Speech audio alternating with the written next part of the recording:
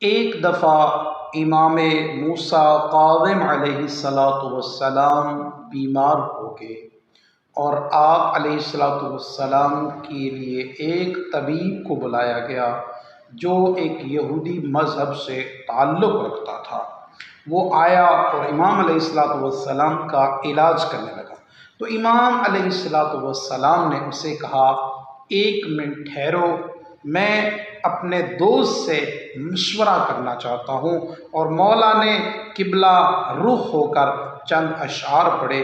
آپ نے فرمایا، انت امرضتنی وانت طبیبی فتفضل بنظرہ یا حبیبی واسقنی من شراب ورق کأسا ثم زدنی حلاوت التقریب۔ خدایا، تو نے مجھے بیمار کیا، تو ہی میرا طبیب اور حکیم ہے۔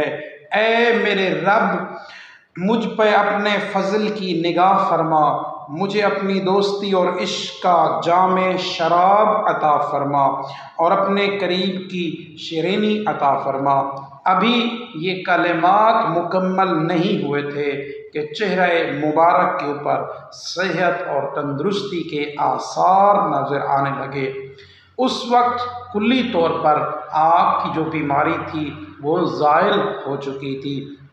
جو طبیب علاج کے لیے آیا تھا وہ بڑا حیران تھا، تعجب میں تھا، حیرت انگیز اس کرشمے کو دیکھ کر کہنے لگا، پہلے تو میں یہ سمجھ رہا تھا کہ میں طبیب ہوں اور آپ مریض ہیں، لیکن آپ کے اس حیرت انگیز کرشمے کے دیکھنے کے بعد مجھے لگتا ہے آپ طبیب ہیں اور میں مریض ہوں۔ مہربانی کریں اور میری اس بیماری کا علاج کریں۔